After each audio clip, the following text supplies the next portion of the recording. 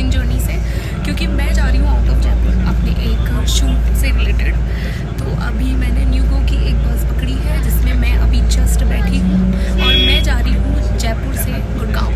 तो आप लोग ब्लॉग में बने रहिए, देखते रहिए कि मैं क्या क्या करती हूँ और मैं किस चीज़ का शूट करने के लिए जा रही हूँ, क्या क्या एक्साइटमेंट होगा इस जर्नी में, क्या क्या नया होगा इस जर्नी में, ये सब कुछ देखने के लिए आपको मेरे साथ ब्लॉग में बना रहना है। तो न्यूगो की ये वाली बस ना बहुत ही ज़्यादा अच्छी और कंफर्टेबल सीट्स के साथ में थी। इसकी ये जो लाइटिंग्स थी ये मुझे बहुत अट्रैक्ट कर रही थी, मतलब ओवरऑल एकदम लग्जरी फील दे रही थी। और मेरी जर्नी स्टार्ट हो गई थी जयपुर से गुड़गांव के लिए।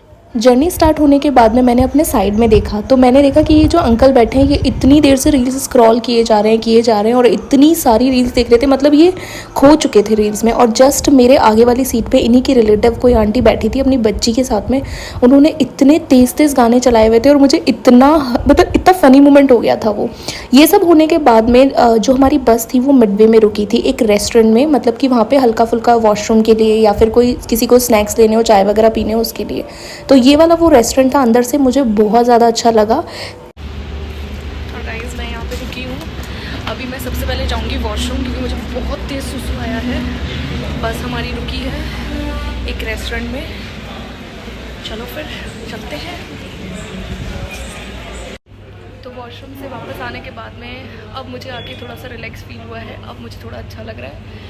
और उसके बाद मैंने मतलब ऐसे मुझे कुछ खाना नहीं है तो मैंने अपने लिए ऑर्डर कर दी है मसाला टी। देखते हैं, पता नहीं यहाँ की मसाला टी कैसी होगी कैसी नहीं होगी, वो मैं पीऊँगी। वैसे बस ना अभी सिर्फ 20 या 25 मिनट्स के लिए यहाँ पे रुकी है, उसके बाद वापस स्टार्ट हो जाएगी जर्नी मेरी। तो इतनी जल्दी तो इतना ही बन सकता है, और वैसे भी इतनी रात में कुछ मन नहीं है कुछ खाने का तो ऑफकोर्स वैसे भी नहीं होता है। और मुझे ये क्या मतलब रेस्टोरेंट ना बहुत अच्छा लगा, ऐसे देखो अच्छा सा है। तो देखते हैं बाकी यहाँ की चाय कैसी आती है, चाय पीने के बाद आपको रिव्यू देंगे और फिर वापस से जैसे ही मैं बस में बैठूँगी आप लोगों से फिर बात करेंगे। चाय का वेट करते करते मुझे ये दिख गया था सेल्फी मिरर, तो मैंने सोचा क्यों ना इस सेल्फी मिरर में अपने फ़ोटोज़ वीडियोस बनाए जाएं। और उसके जस्ट पास वाले कॉर्नर में ये बहुत सुंदर सुंदर चीज़ें थी, मतलब इस रेस्टोरेंट के अंदर ही ये सब कुछ था। यहाँ पे आप लोग बच्चों के लिए कुछ भी ले सकते हैं। और ये देखिए शैम्पू, मतलब लेडीज़ का भी बहुत सारा कॉस्मेटिक का प्रोडक्ट था। और इसके जस्ट पास में यहाँ पर आप अपना चाय और कॉफ़ी का ऑर्डर दे सकते हैं। और इसके जस्ट सामने आपको मिलेंगी मतलब आइसक्रीम या फिर कुछ खाने पीने का स्नैक्स का जो भी सामान होता है वो भी आप यहाँ से ले सकते हैं। लेकिन जो सबसे अच्छी चीज़ थी ना वो थी ये वाली मशीन, गेमिंग मशीन, जो कि मुझे इतनी अट्रैक्टिव लगी। मैंने कहा यार ये चीज़ एकदम अलग थी, किसी भी रेस्टोरेंट में नहीं होती।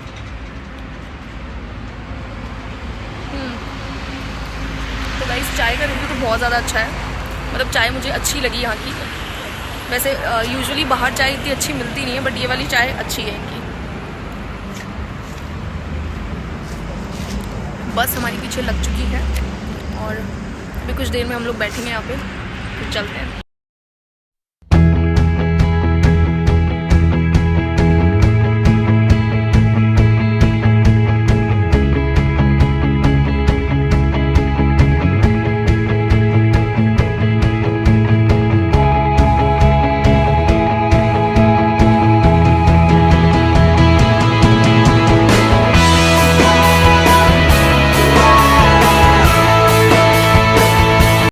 तो चाय ख़त्म करके मैं बैठ गई थी बस के अंदर और बस चल पड़ी थी वापस गुड़गांव की तरफ। और ऑलमोस्ट मतलब थोड़ी देर बाद में ना गुड़गांव आ ही गया था, मतलब ऐसा लग रहा था बिल्डिंग्स वगैरह देख के कि हाँ अभी मतलब मैं गुड़गांव पहुंचने वाली हूँ, ज़्यादा टाइम मुझे वैसे लगेगा नहीं। लेकिन उसके बाद अचानक क्या हुआ, फिर से एक फ़नी मोमेंट हुआ। ये जो मेरे सीट के एकदम आगे आंटी बैठी थी, ओहो इस बार तो इन्होंने हद ही कर दी थी। इतने ज़ोर से, मतलब इतनी रात में इन्होंने गाने चलाए हुए थे ना।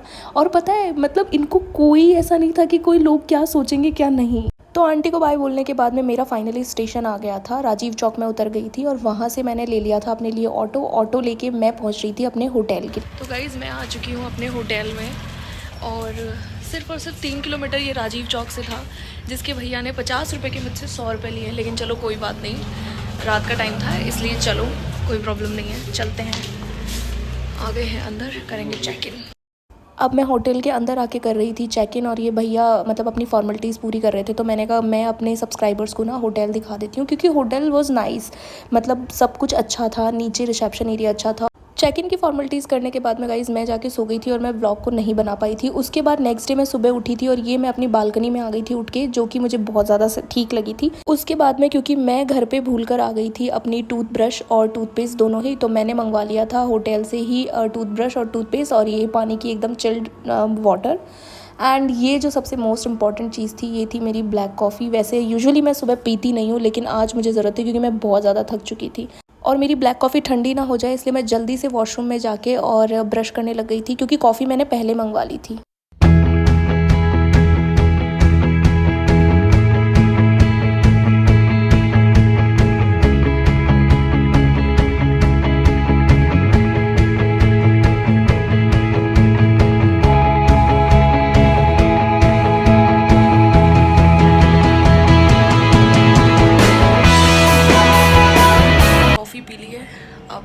निकाल देते हैं अपने लिए कपड़े, रेडी होने के लिए मैं निकाल लेती हूँ अपने लिए कपड़े। ये रखा है मेरा बैग यहाँ पे, ये रहा, इसमें से निकाल लेते हैं कपड़े, फटाफट नहा के आते हैं और फिर मिलते हैं आप लोगों से आगे।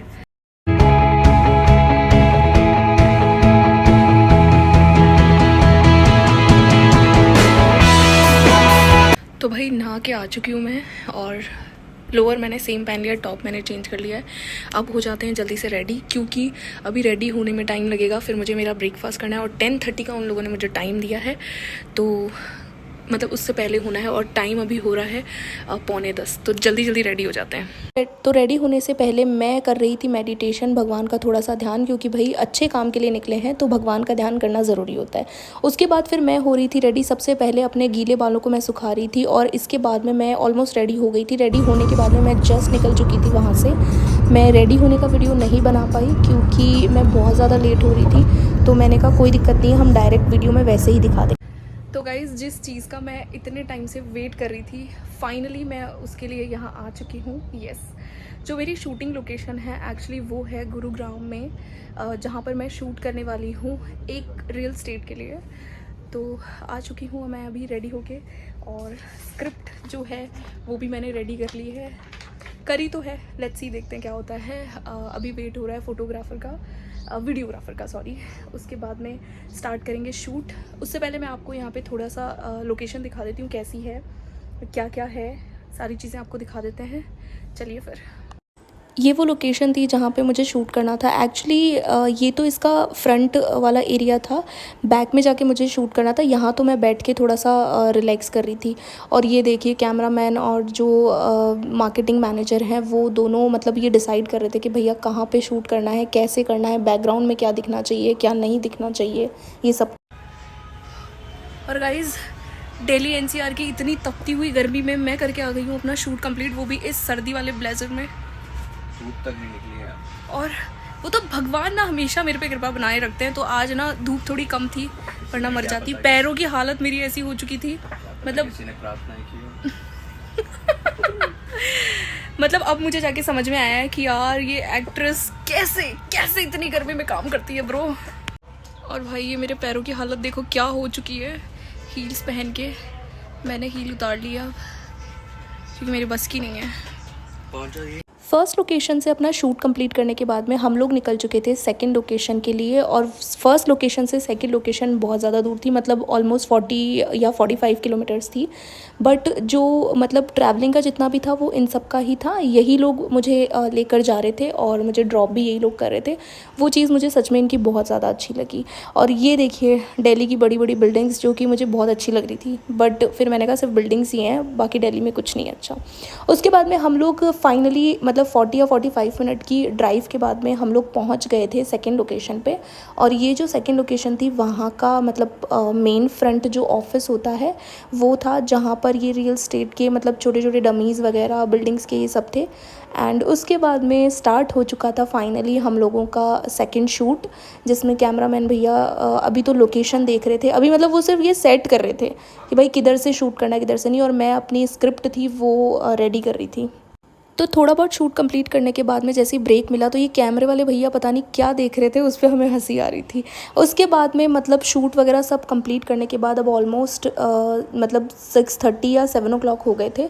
तो फिर हम वहाँ से निकल गए थे क्योंकि हमें बस पकड़नी थी जयपुर। और गाइस अब मैं जा रही हूँ दिल्ली से जयपुर वापस अपने घर, क्योंकि शूट हो चुका है कंप्लीट। तो अब जा रहे हैं वापस घर पे।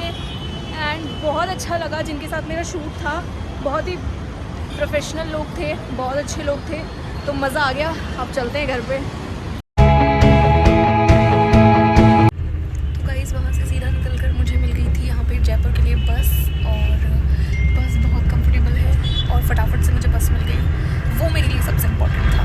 तो अब यहाँ से जितना जल्दी हो सके उतना जल्दी हम जयपुर पहुँच जाऊँगी, मतलब मैं जयपुर पहुँच जाऊँगी, और उसके बाद जाएंगे घर, फिर करेंगे रेस्ट। और बस में मैं आपको दिखाती हूँ कि ज़्यादा भीड़ नहीं है, बहुत कंफर्टेबल वाली बस है।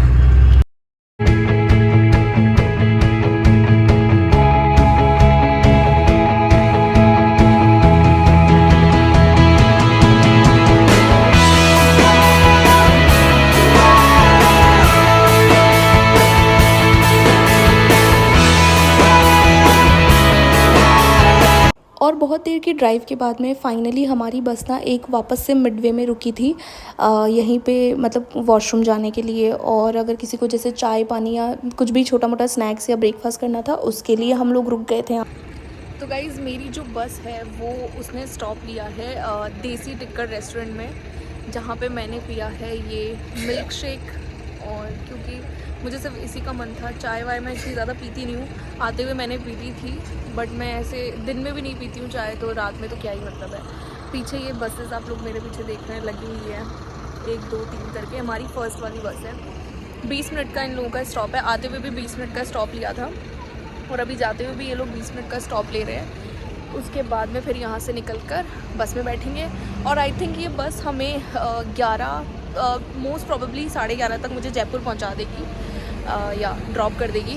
तो ठीक है, मतलब अगर गर्ल्स भी अकेले ट्रैवल करती है तो कोई प्रॉब्लम वाली बात वैसे है नहीं। वैसे तो दिल्ली इतना ज़्यादा सेफ़ नहीं है, लेकिन अगर आप टाइम से आके टाइम से जा रहे हो तो कोई प्रॉब्लम नहीं है। और अब तो मैं वापस जयपुर जा रही हूँ, तो वैसे भी कोई प्रॉब्लम नहीं है। मुझे घर से लेने के लिए मेरा भाई या पापा आ जाएंगे, तो मुझे तो वैसे भी कोई प्रॉब्लम नहीं है। तो ठीक है, रेस्टोरेंट अच्छा है, मैं आप लोगों को दिखाती हूँ बाहर से।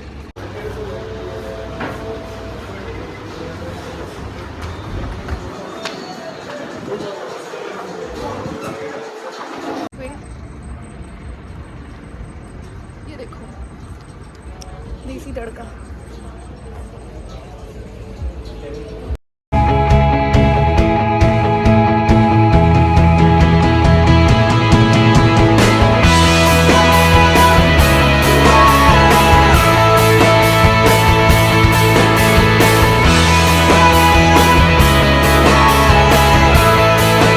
तो ये देखिए टी पावर की ये बस थी, जो कि बाहर हमारी बस के साथ में ही खड़ी थी, और ये बाहर से भी इतनी ज़्यादा अट्रैक्टिव थी जितनी अंदर से लग्जरी है।